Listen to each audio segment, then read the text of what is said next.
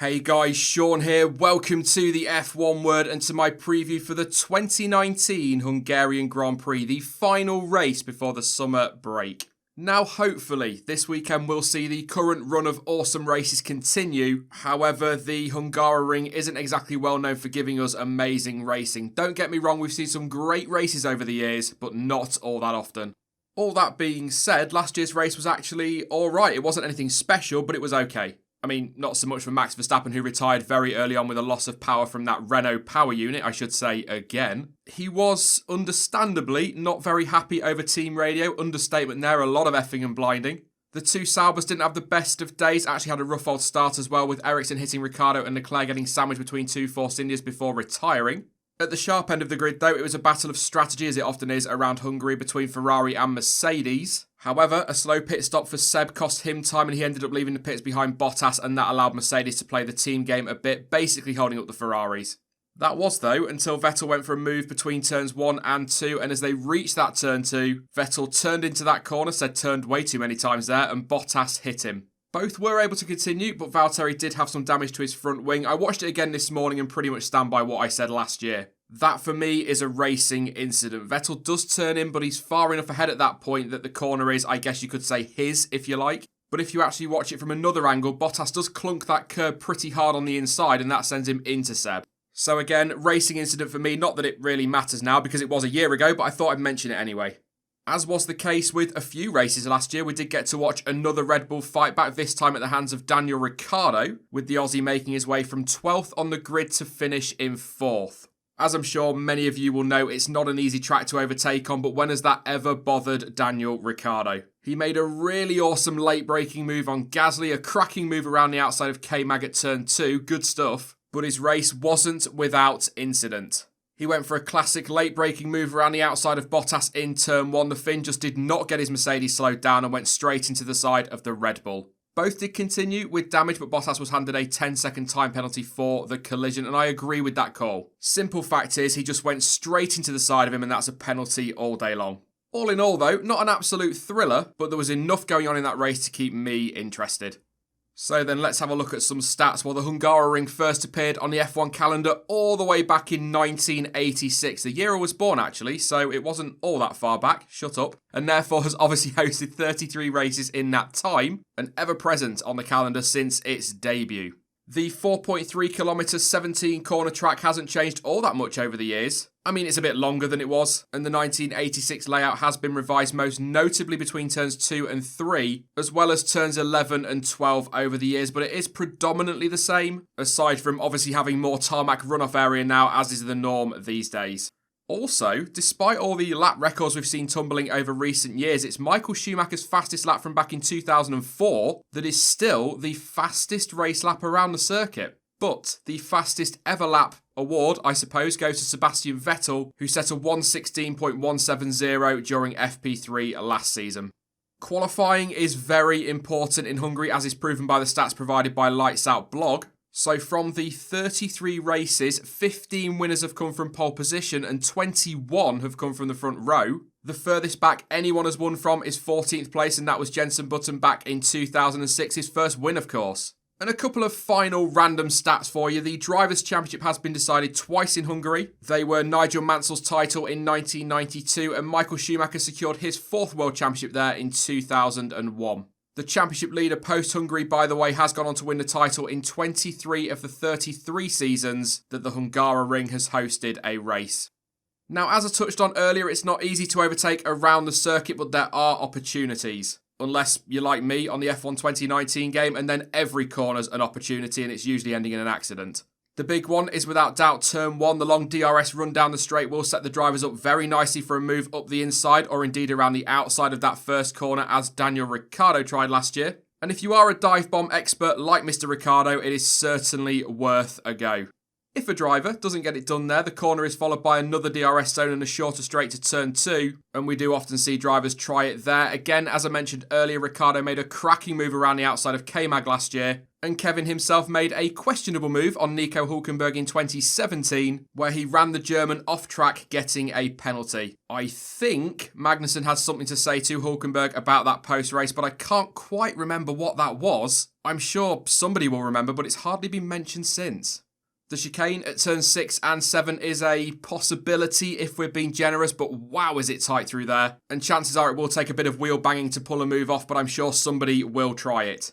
It's pretty much single file through the rest of the middle sector, and the last chance of the lap really is the penultimate corner at turn 13. But it's not an easy move to make, and any driver overtaking in there could leave themselves vulnerable down the straight and into turn 1 as the DRS detection point crops up just before that final corner. And if you're wondering, by the way, super quickly, my favourite corner on the track is turn 4. It is great to see drivers taking that corner at speed.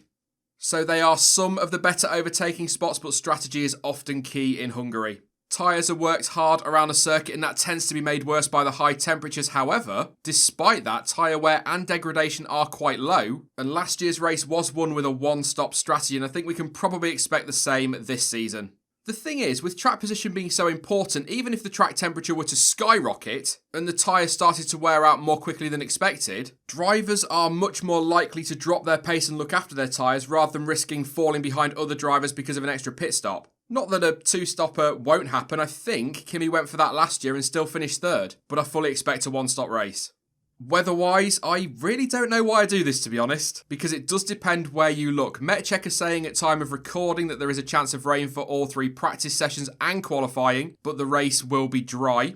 However, the Met Office are saying that it will be cloudy but dry all day Friday. There is a chance of thunderstorms for qualifying, but agrees with the other report that it will be dry for the race. So basically, the best way to tell what the weather is going to do is to wait until we actually tune into each session. Sound advice, Sean. Just a few things worth mentioning quickly before I get on to some predictions. Alfa Romeo have confirmed that they have lodged an appeal against the stewards' decisions post-Germany, which of course resulted in both cars being given stop-go penalties that were converted into 30-second time penalties, which saw both cars dropping out of the points. There hasn't been much more said on that at time of recording, so it's a case of watching this space. Ferrari have said that they are totally focused on resolving the reliability issues that hit them hard during qualifying in Germany, but Mattia Binotto has also said that it will be an important weekend for the team overall, and he's hopeful that it will confirm that the Ferrari has improved across different types of track. Haas are once again splitting the specs of their cars, with Grosjean running the Australia spec and Magnussen the Germany one. Gunther Steiner has also said that the 2019 Haas is the strangest car he's ever worked with, and reiterated that it is the race pace they are struggling with rather than the quali pace. I think we all kind of could see that. And also, very quickly, following yet more contact in Germany, Haas are on the verge of stopping their drivers from racing each other. Going to be interesting to see if anything changes this time around. And finally, for this part, Renault have confirmed that the driver of their truck which crashed in Hungary earlier this week is continuing to make good progress, having suffered minor injuries as a result of the accident, and added that none of the stuff on board the truck has been damaged and their weekend preparations will not be affected. Right then, time for some predictions. It is a track that should suit Red Bull quite nicely, but they haven't actually won in Hungary since 2014, and Mercedes have certainly shown this season that they have improved their car around those low-speed corners compared to previous years, so they should be very strong as well. Ferrari also have solid form in Hungary, sharing the wins evenly with Mercedes over the last 4 seasons. That's 2 apiece. So it really could be anybody's game, but if it does rain during qualifying, I wouldn't be at all surprised to see Hamilton and Verstappen on the front row again together. So do you know what? As 2 forecasts are saying it will rain, I'm going to work on the assumption that we will get a shower. And I'm going to go for Max on pole position and say that I think he will take the win on Sunday. I'll also be brave and go with 3 different teams on the podium, with Hamilton finishing just ahead of Vettel. I really do think it's going to be very close at the front this season, and it's all going to come down to strategy. Although it would be nice to see some overtaking. Behind that though, I fully expect McLaren to end the weekend as best of the rest again. They've come on leaps and bounds this season, their form of late has been brilliant, and reliability issues aside, they have been the most consistent in the midfield. That's best of the rest for the race, by the way. However, in quali, I reckon Haas will once again demonstrate the 1-lap pace of that car, and we'll end up seeing Magnussen take that Formula 1.5 pole position. That midfield though is so tight, and we could yet end up seeing Racing Point or Alfa right up there. And by the way, Renault need a big weekend in Hungary.